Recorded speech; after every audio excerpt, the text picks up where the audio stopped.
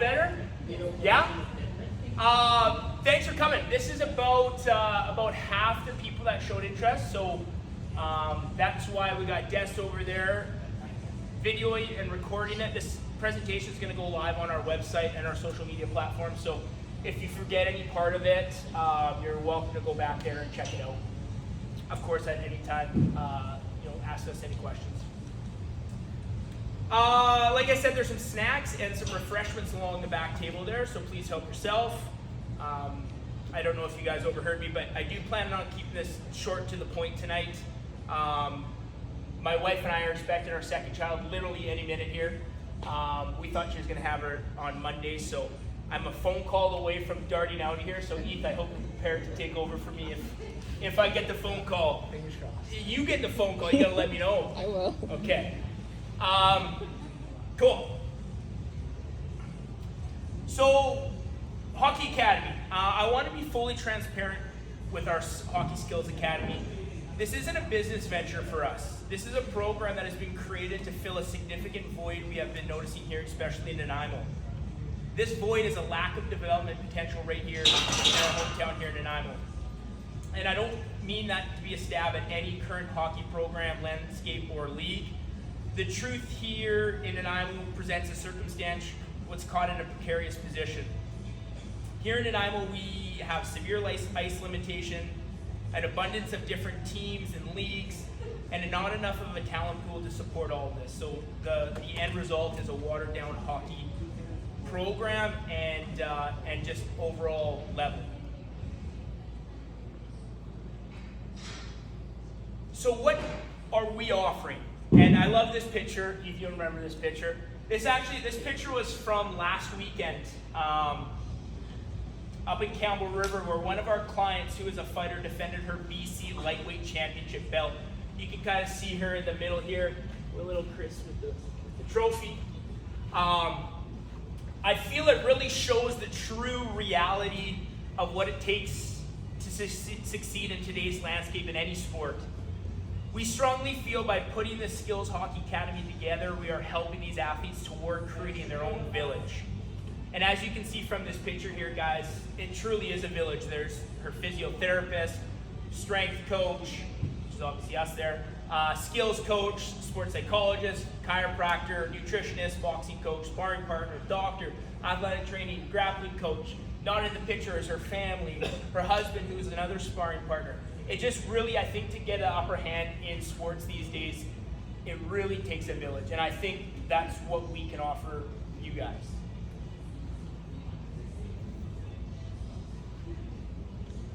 So what is Prime offering our Skills Academy?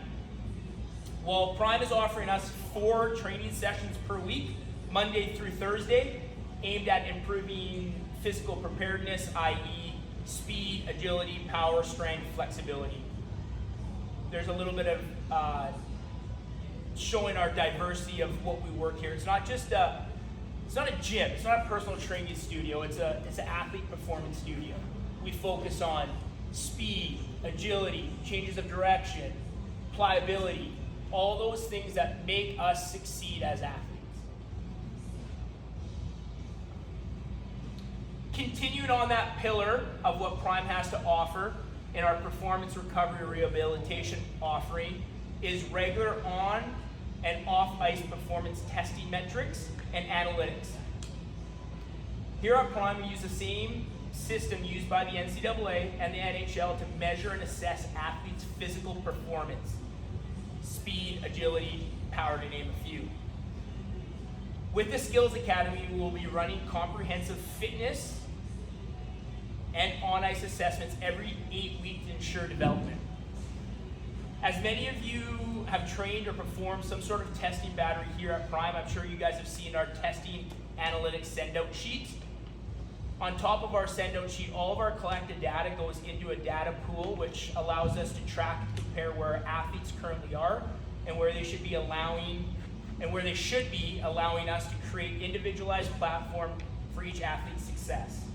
So as you can see here, this is an in-season program, right?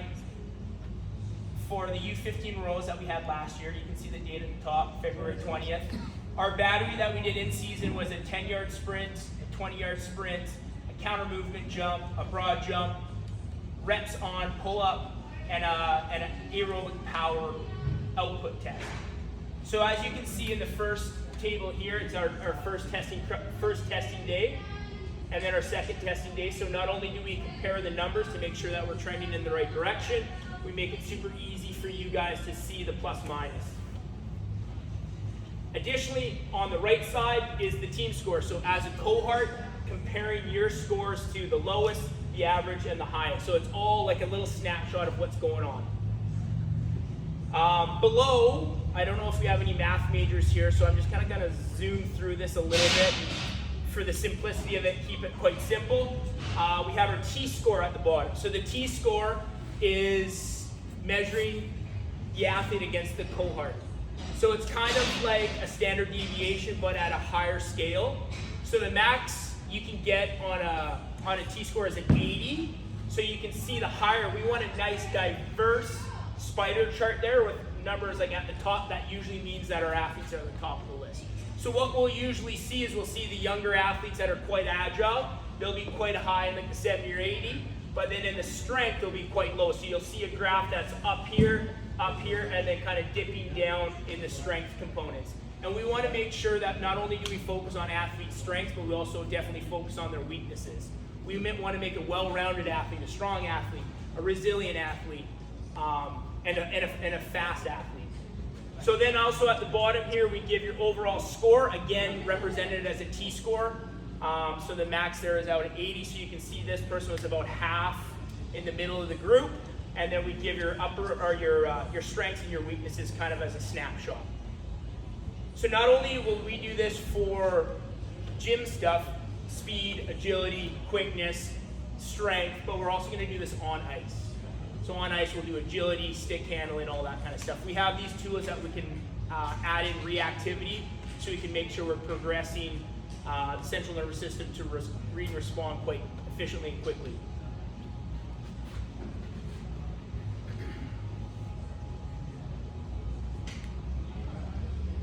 Continuing on what Prime has to offer and just moving over from the performance over to the recovery, athletes will be responsible for doing daily monitoring, and this information that we're collecting will be analyzed on a daily basis. So going on this graph, this is from the Clippers this year. Pat, you'll remember these. What we want to do is we want to get athletes tied in with understanding how their body works, right? We don't want them just to open up the Google sheet and plug and then just kind of turn their brain off. We want to get them to understand, oh, I'm feeling tired today. Why? Well, why? What did you not sleep well? What did you do that day before? So we start to notice trends. And that's super, super important. Not only do we notice trends with sleeping, but we'll notice it with how well they ate the day before.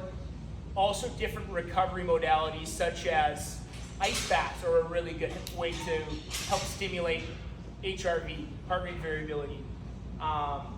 Yoga is a great way to stimulate recovery. Nutrition is a huge way to help stimulate recovery. So you start seeing these trend lines. When we get older athletes too, then you really got to take into consideration social features too, staying out too late, main one. Just going back to my notes here, most importantly, we will educate athletes with what this information means, how to read it, and how certain daily and lifestyle trends affect these numbers. The more connected athletes are with their bodies and modalities, and what modalities help or hinder how they feel, perform, and recovery is truly priceless. The sooner they can make this connection, the sooner they can start taking things like nutrition, sleep, yoga into their own hands. All of our academy athletes will have unlimited access to our recovery modalities, such as compression boots. We just had somebody on in a little bit. Those are those things that are hanging back there on they fill up with air and help stimulate recovery and kind of, flow out all the lactic acid and help with kind of that heaviness in the legs feeling. The other things that we have here is a sauna. We have an ice bath.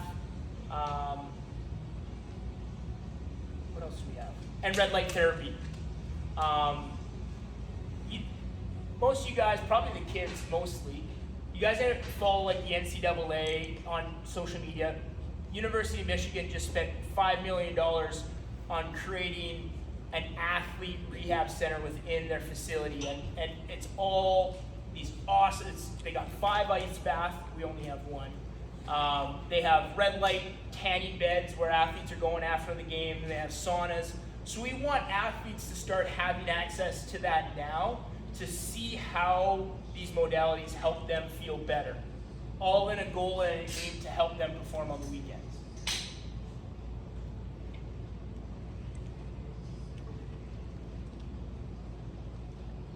Again, last one on Prime's pillar here, the rehabilitation section. This is our village, and we're here to help you guys and the athletes. We are able to offer our Hockey Academy athletes 20% off physio, chiro, naturopathic, and kinesiology care. Plus appointments within 3 days of inquiry, which is, I think, probably even more handy because our current wait list for most of our physio and chiro is about 3 weeks. So in the situation that one of the athletes does get injured, hockey is a pretty chaotic game, know that you'll be able to get in to see somebody here within 3 days, which is super helpful. We got a pretty big village here, so we just needed to take 2 slides with it. Extracurricular. We are excited to offer some fantastic extracurricular learning and development for our athletes.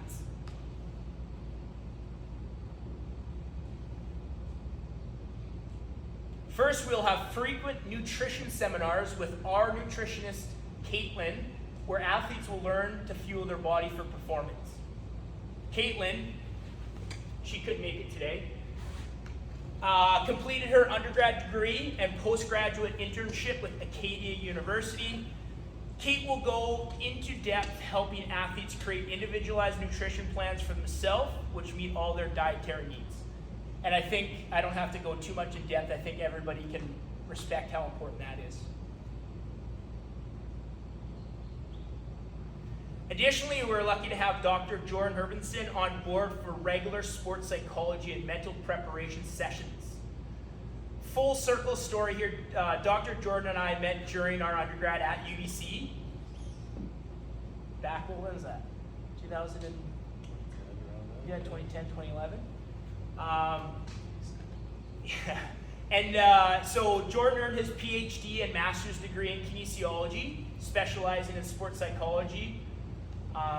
Athletes working with Jordan will learn the importance of the mental side of hockey, as well as tools and strategies to remain confident and performing their best. Nowadays, sports are so competitive. All athletes are training so hard, they are strong, they are powerful, they are quick, and they have an incredible skill set. For athletes who want to succeed, dialing in their nutrition and mindset is an opportunity to take a step ahead in a very, very competitive landscape. Jordan, if you want to, add anything to that toolbox or introduce yourself anymore, you can take this time to, do so.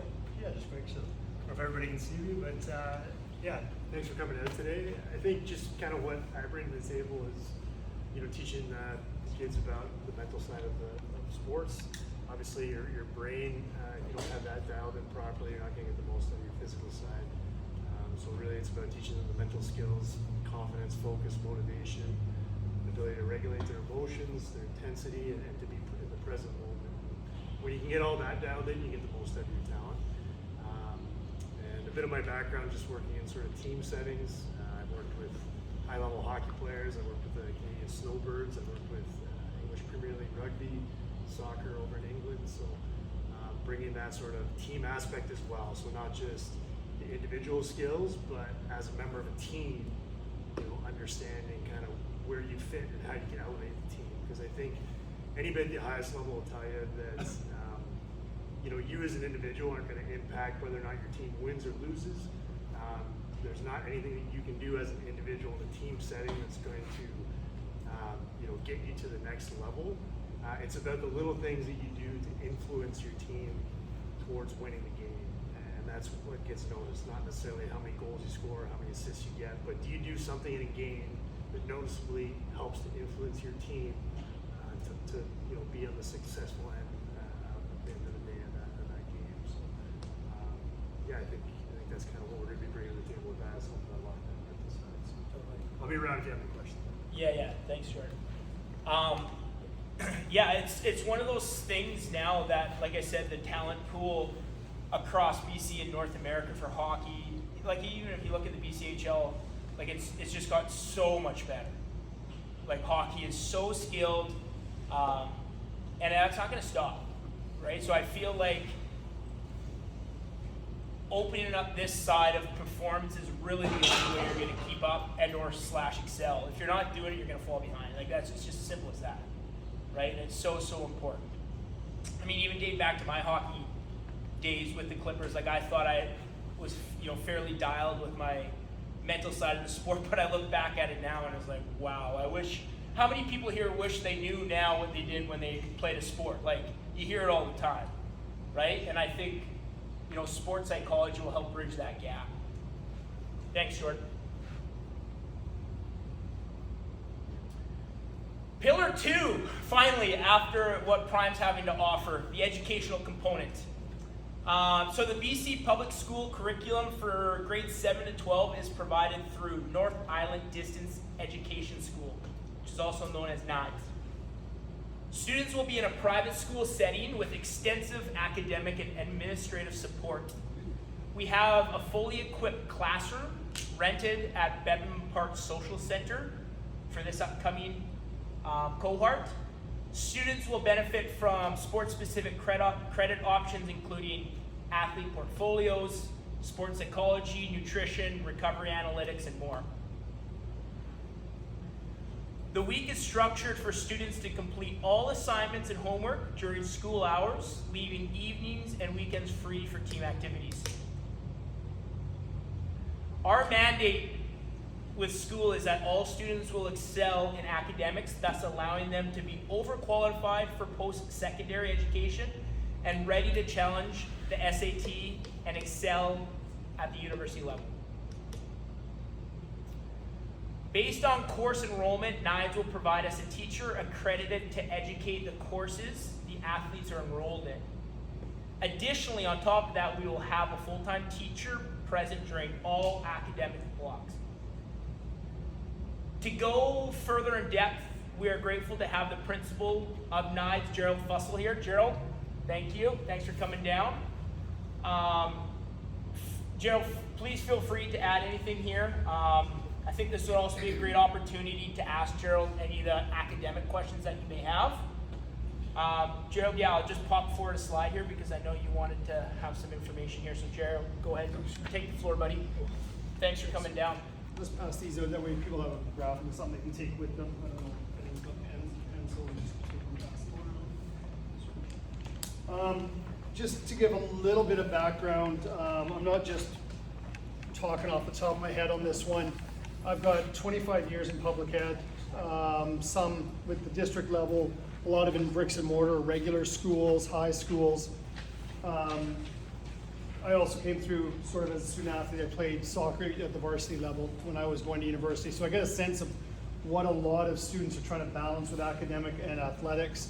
And then one of my sons was also an athlete in school. And so we watched him trying to balance that and school and tournaments and missed classes and things like that. So this model that we've developed is one that I know is really successful, and we've done it in a number of different places. What I've given you sort of shows sort of how the partnership works. One of the key things for people to understand is we handle the education side. So, and within that, within NIDES, it's the largest public ed online school in the province. We've got over 16,000 students. Now, not all of those are full-time. Some of them just take one course at a time, things like that.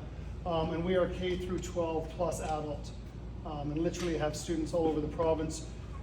These partnerships ideas are ones that I'm a huge fan of because I think it brings the best of the flexibility of online and the best of having face-to-face classroom interactions. You get rid of a lot of the extraneous stuff that's in bricks and mortar because your kids are filling it up with the stuff Clay was talking about, with the training, with the ice time, things like that. And you can get those things during the day when they're more accessible, and quite frankly, it keeps the evenings open for the kids. The other thing is, with the schooling part, they can go at their own pace. There's more personalization involved, and they're not having to wait for everyone in class to go at the same pace, doing the same things the same way. And so it allows for that kind of flexibility. In a couple of our other programs, we've got graduates have had come through. As Clay said, it's the BC curriculum with BC certified teachers that are working on it. When you get to the grade 10 to 12 level, we've got specialist teachers that work with students. And a number of our students end up with scholarships, bursaries, and go on obviously to post-secondary or into the workforce and other areas, depending on the students. Every student's different, as are their desires. But in the old days, a lot of people looked at correspondence or online as a way, like a sort of, you couldn't really get anywhere. It's not the same as school. And I would argue, no, it's not. In many ways, it's got a lot of advantages. Now, is it right for everyone? No. Right? If students don't have much discipline, don't have the kind of supports Clay was talking about around them, things like that, it doesn't work very well for them. But what it does work well for is students that are motivated, they've got some self-discipline, they've got support at home and at school, and they want that flexibility. The other advantage to the online course is you can always have it. So we've got a lot of students that travel for tournaments, showcase tournaments, hockey, it doesn't matter really the sport, but they're missing a lot of class time and things. Well, they've got the stuff with them. They can work on it any time. So I left my homework at school, doesn't really work. I left it at home on the bus, it doesn't work, because it's all there and it's online. So that is just a quick overview. Like I said, I tried to sort of show on that graphic sort of how the two parts work together. We won't have anything to do with the training and things like that. And what Clay's talking about is actually supporting the education side with even more supports in the classroom than you would normally get. Anyone have any questions about that? Or more specific things I didn't cover?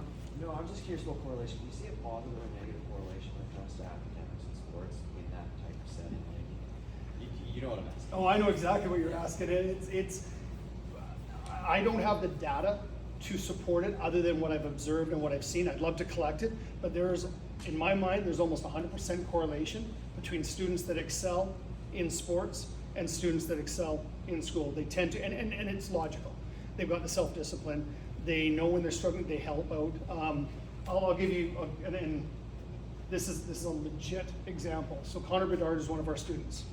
Okay, when he was at the Worlds last year, I could see he was there playing, and in the downtime I could see that he was actually working on 2 of his courses. Right? It's not accidental. It is. Now, is it all perfect one? No, I mean there are always exceptions. Students that have learning challenges can still really excel at sports. The same work ethic is going to help them with the learning disabilities or learning challenges, and we'll support, but yeah, there's a strong correlation. Kids that screw around and don't do well, yeah, the coaches tell me the same thing. Other questions? So is it possible for student athlete, like Yep, my son worked from Duncan? yep. So is it possible to, if it's work at your own pace, could the student finish within the hockey season, his grade for the year? Yeah. Or her grade for the year? Yeah, we actually see it more the reverse. Okay. We see students, especially some of our older students that have been with us for a bit, they actually highball it now through to September, and then they do nothing during hockey season, right? Because they're training, they're traveling, they're focused on that. So we see it more that way. I'd love to see the student that has that kind of a hockey thing and the school thing.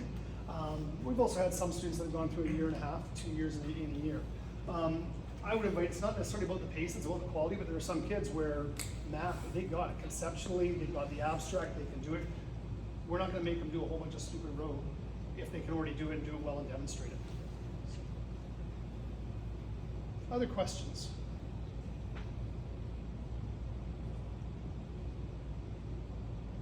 Wow, that's rare. Usually it's hard for people to wrap their head around online versus bricks and mortar because it's just sort of, it is a different concept. But I see we're getting there.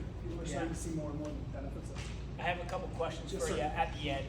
At the end. Yeah, well, I actually got a slide for it, of course. Oh, a slide Yeah, question. yeah, I look forward to it. yeah. I'll Cool. stick around if anyone has any questions Yeah, afterwards. let Yeah, me know. thanks, Gerald.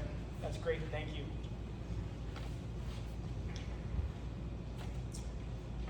Final pillar, on-ice development, which is definitely another important aspect of it. For on-ice development, again, we have partnered with the best in the business, in my opinion. In picture order, the Nanaimo Clippers assistant and skill coach, Galen Patterson, call him Patty. Patty is born and raised in Saskatchewan and was drafted to the Calgary Flames. After completing a 4-year junior career with the WHL Saskatoon Blades, Patty embarked on an 8-year professional career, which included stops in the AHL, ECHL, Norway, France, and England. Patty has spent the last 6 years coaching from the SJ all the way to the BCHL.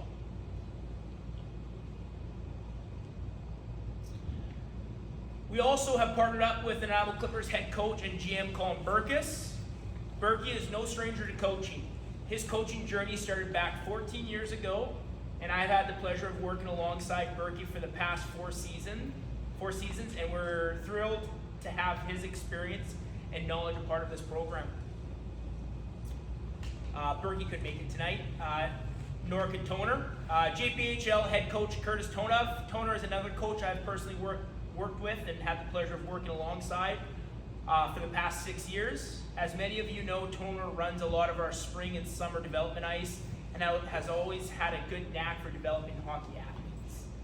Last in the picture there is our coach Ethan Jones. And if we want to talk full circle here, it's kind of another funny story. Ethan has been an athlete of Prime for the past 10 years. And we're super excited to have him on as a coach and a mentor, passing on his skills and knowledge of the game. Ethan is Prime's power skating coach, and let me tell you, this guy knows about edge control, elusiveness, and has a talent for finding the back of the net. Ethan netted 33 points in 13 games last season before his season unfortunately came to an end due to a wrist injury. And his team went on and won the championship. We do plan on bringing on a goalie instructor. We are currently interviewing for that, but definitely we will have one present. Patty, do you wanna say anything or introduce yourself? Did I miss anything on you? No, you did a good job. I'll just say, this is something in Nanaimo that I don't think we have, right? Obviously, you see it. I'm sure you've seen it with people you know that they send their kids off to the mainland or wherever for these academies. But I think this is what Clay's getting at. This is what we want to build here in Nanaimo, and with the Clippers, with the best junior A hockey or junior hockey in town. Obviously, that's where we want to see these guys go, right? So, starting here, I know you're young and everything, but that's eventually the goal, and that's what we want to see, and this is what we're building. We're really happy to have you on. Thanks, Patty. Eth, you want to add anything to that? Yeah, I think growing up, working with Clay, all the way from Pee-wee, Adam Pee-wee, this is something that I wish I had growing up. There wasn't all these different avenues to play. It was minor hockey, major midget, and then you go try and play junior. So I think this edition, especially in Nanaimo, which is it's so rich in hockey history, with so many players coming through. I think this is such a good opportunity for young kids and even older kids to get into a program that offers all this stuff, especially with the knowledge of performance on the ice, in the gym, and then in the classroom as well. Thanks, Eth. Yeah. Schedule. Proposed schedule. So with the city of Nanaimo, we cannot book ice for the fall until June, so our slots may change a little bit. I have been in consistent communication with them. They know what slots we want. They said it's not going to be an issue.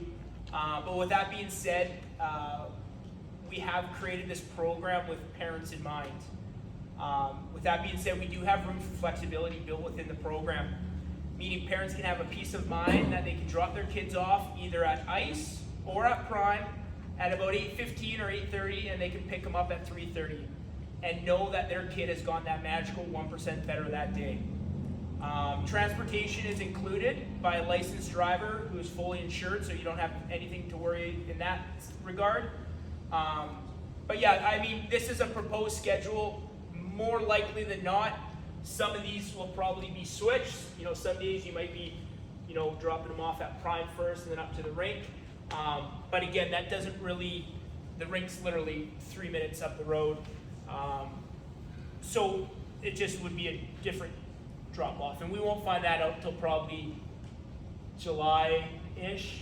The city of Nanaimo has stringent guidelines. I think they're probably the only ones that I've ever seen do it this way, but it's worked for them, so we got to kind of oblige by that, and so we'll keep you guys posted with it. But we know that the academic block is going to be after lunch. Does anybody have any questions with the schedule? It's nice that the rink's so close, like, you know, because we got quite a few people come from out of town. Like, we're right off the Parkway, right? It's nice. You can drop them off at Cliff McNabb or Frank Crane or Prime. Like, it's super, super close. Yeah? Just on the flex day, what's the intent there? Is there, it says travel, what's the thought process on the Friday? Yeah, so the flex day is like if a team, the feedback we got was, you know, from teachers, athletes missing a lot of school on those travel days. So the travel day is specifically for their team. So if they got to travel over to Vancouver or fly to Edmonton or something. So Fridays are off. And I do go a little bit more in depth in a future slide on that. It's kind of an opportunity to have, you know, if you aren't traveling, it's an opportunity to, you know, get your schoolwork done. And we do have the opportunity to provide an education block there if need be. Thought I saw another hand. Yeah. Are you going to talk later about the hybrid model, or? Yeah. So hybrid model is something that the parents will have to kind of coordinate with their school. So the hybrid option would be, you know, kids can, the two options can get dropped off at the ice. We prefer to do ice and training so they get the full effect.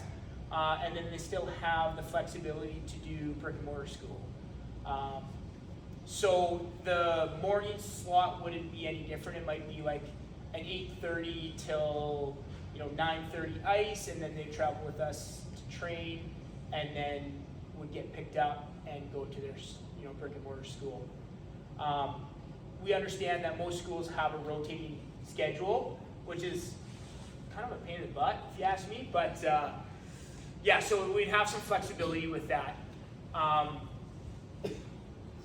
I think a lot of it's going to be kind of like see what the schedule is and see what we can work out. But we have the flexibility of doing it. Like, it might work out, hey, you know, Johnny can do 2 days of the ice and, you know, 2 days in the gym, and we can make it work in that sense. That answer your question? Yeah. Cool.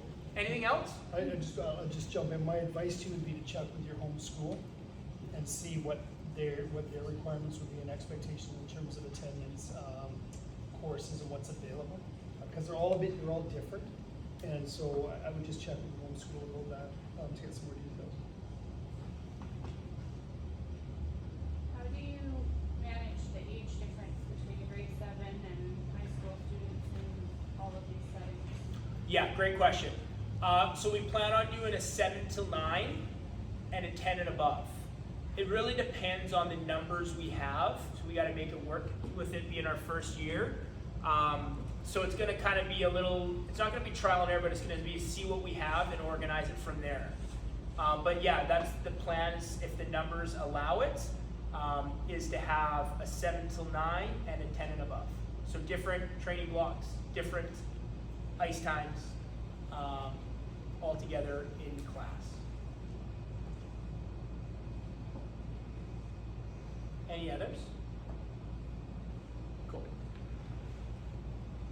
So one thing about this is we're running this program through Athletics for All, not through Prime. Prime is a contractor here. So Athletics for All is running this program. So Athletics for All is a registered nonprofit. So our objective is to run at a net zero. Like, I want to make sure that's fully clear. This isn't a business venture. This is a filling of a void.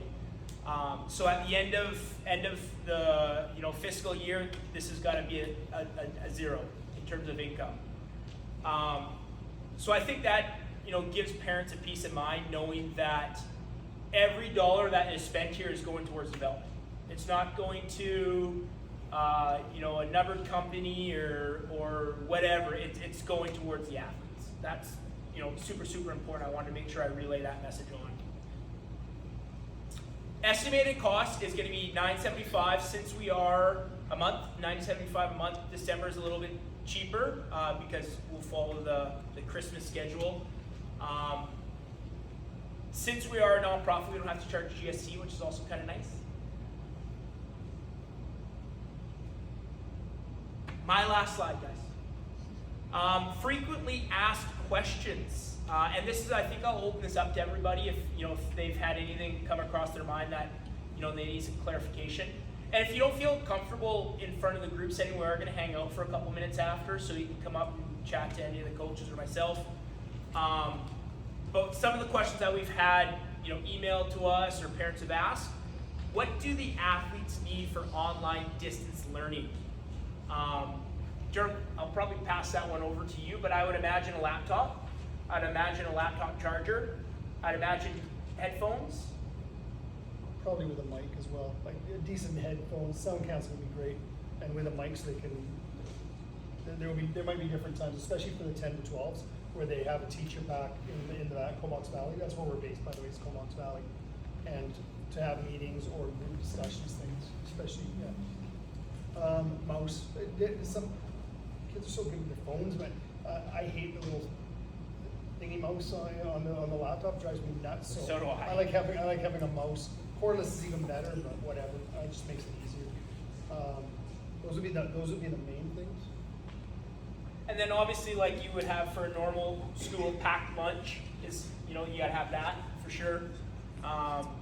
You know, with it all being online, do they need to have duotangs? Do they need to have pencils?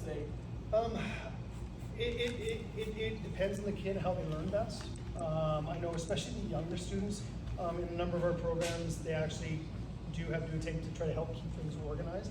But all the courses really are self-contained online. And depending on the teacher, the approach, and the work with the parents, some students will go through the course lockstep, start to finish the way it's laid out.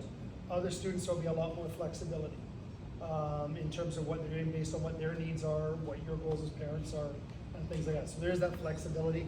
And yeah, different people are going to, you know, especially, I don't mean any offense to any of the students that are here, but in adolescence, the prefrontal cortex is not connected, so there's not a lot of executive skills, organization, planning, forethought, those kinds of things. So that's where we try to step in and help. And for some students, it makes it a lot easier to have it concrete than it is online. And so we just adjust for where they're at. Another question that we've been getting, Gerald, a lot is how do athletes write tests? Open book? We don't do, I mean, there aren't a ton of tests. The teacher, like I'm just thinking about the teachers that are doing sort of 7, 8, 9 right now. I think most of it's open book. There are times where they want to get a sense of where students are at with, let's say, numeracy, where we probably don't, but I can't think of any examples where they can't refer to either notes page or formula sheets or, you know, whatever. We're looking for an assessment of where they're at. I mean, there'd be times, like I'm trying to think, there are some assessments, especially in the upper levels, where students, where it's a prescribed test and this is what you're allowed. And that can be done online. We have online invigilation, we have face-to-face invigilation. There's no carte blanche. It would depend on the course, the teacher, and what the goals are. Okay, Yeah. great. The other thing, so I do, actually, I'll go ahead with the next one. Yeah, okay. Another question we've been getting a lot is what happens if my kid falls behind in school? Oh, God, technology beat me. We're on our last slide here, so I'll just read it out. What happens if my kid falls behind in school? And I want to just kind of take the opportunity here to reiterate, this is not going to be a check-the-box educational system. We plan on fostering an environment geared towards academic excellence. And this means regular communication with parents and teachers, which is possible with these smaller class sizes. Additional support when needed, which can include an extra study block on Fridays. Here's that little Friday, who was I talking about it? If we need to, we can have a block where the kids can come in and have the teacher, like I don't want this to be a check the box education system. Like, I want to raise smart kids, and I think that's, as parents, a very important, you know, thing. As a parent, you want to raise a kid that's going to be intelligent and succeed, not only in, you know, sports, but at academic level, and that's super, super important. We're gonna have an all business attitude here in class and on ice and in training, which means no cell phones, no distractions, right? We're here for a purpose, and I think there's gonna be naturally with this, you know, privatized system, smaller group settings, there's gonna be a lot less distractions. I think the kids are gonna be way more motivated, way more focused without the, you know, distractions that a public brick and mortar school would have. And I want to make sure you guys know that that is important to, you know, all the people that are running it. Of course, yeah. Not, and I don't disagree with anything you're saying. However, I do want to recognize that some students struggle in some areas, and some students struggle. And we have learning support teachers. We do have counselors available, and we do adjust for where students are at. Not every student's going to go through at the same pace, the same skill level, and we have to recognize that. There is a lot of diversity among students, especially in adolescence. But the nice thing about the program and the teachers is there is that flexibility. So the culture, the climate, and things like that, we hard work and all that, that's great. But not every student's going to be, you know, at the same level at the same time. It's a journey, so I do want to make sure that that's realistic and the expectations are realistic. The question is, what happens if the student falls behind? You know, as Clay said, there are supports around. There are also supports from the teacher, and sometimes, you know, it does come in. And realistically, if the volume is too much for a student where they're at developmentally, that can be adjusted too. So as long as the effort's there, the support's there. That's great. Great, thank you. Another frequently asked question is, where will hockey gear be stored? Like all the logistics, like you gotta, like, I'm a guy that thinks ahead, like, okay, what if this situation happens? You know, and I think always having a couple options. When you're dealing with the city, there's a lot of ambiguity with them. And I think it's just the nature of dealing with a big, you know, business like they are. So we have two options here, of course, a perfect option and a plan B. So in our perfect option, the city is going to rent us a locker room to hold during the day, so the kids can, you know, get their gear there. Like, we'll be able to, like, if the kids are getting dropped off here in the morning, the bus is going to be able to take their gear with them. So you don't have to think about dropping it there and coming here. You drop the kid in the bag together. Bus will pick up. We'll drive up, do the ice. After the ice, the kids will be able to air out their gear in the locker room. The locker room will be locked. Pick it up at 3:30 at the end of the day. That's best case scenario. Option 2 is we do have a storage trailer that we can bring up, and that's what Transform does in Victoria. They have a storage trailer at the rink. So what we can do, same situation, but instead of a locker room, have a storage bin that we can keep the gear in. We'll put some hooks in there and they can air it out. Because if they are practicing again later, we want them to have dry gear. That's important. Like, we don't want them to be just throw the bag in there. We want to make sure it's big enough that they can air out their gear in there as well and whatnot. So, yeah, I just want you guys to know that we've tried to think of every different avenue and explore every avenue and have a perfect case scenario and a backup just in case. Yeah. Does you guys want to add anything, or you guys have? I think this is a good opportunity right now to kind of open it up to questions. Yeah, go for it. Do you have any minimum, maximum for running this, or? Yes, yeah, great question. Minimum would be like 15 total. Maximum we would be wanting is about 20 per group. That's the two groups. The 7 to 9, and the 10 10 to 12 kind of thing. Yeah. Is there a thought of a competitive option like Transform you had mentioned? So, a competitive team in the future? Like a competitive during the season or like the spring? During the season? No, No. I don't. It's not something that we'd be interested in doing at this moment. Spring might be different, but I just feel like there's already so many teams and so many opportunities. It's just overwhelming, right? And I think just having another one is just waters it down even further, in my opinion. I have another question. Of course.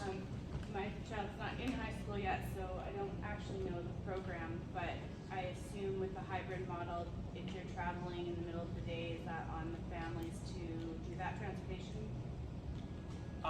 To and from. The brick and mortar school? Yes, yeah. Yeah, we can, if Tanner gets dropped off here, you know, and we do the prime training, we would be responsible for transportation up to the ice.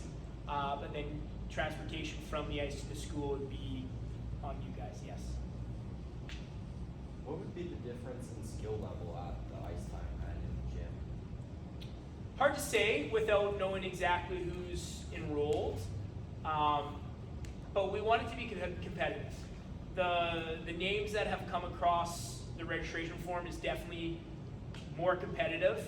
I think there's other options that are less competitive that might be more suitable, but we want this to be a competitive, like that's the goal. We want athletes to succeed at the highest level. So it's going to be a competitive program. So we will kind of go through with a fine tooth comb and, you know, do our due diligence to make sure that the skill level's there, you know, before allowing them in. Yeah. I thought I saw another hand. And do you run from September to June? Sorry, say that aloud. Does it run from September to June? Yes. Regular school? Yes, and then it'll follow the school schedule for Christmas. Yeah. Pro D days are like we'll just keep business as usual. We're not gonna have 106 Pro D days. No early dismissals? No early dismissals. No, we're gonna keep it as, you know, routine as possible. I think that's important, in my opinion. Anything else? If you do on the Friday optional classroom day, are you talking about actually like here with a teacher?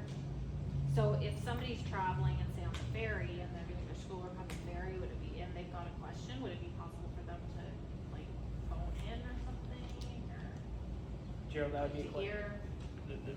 hear? That gets a little bit complicated.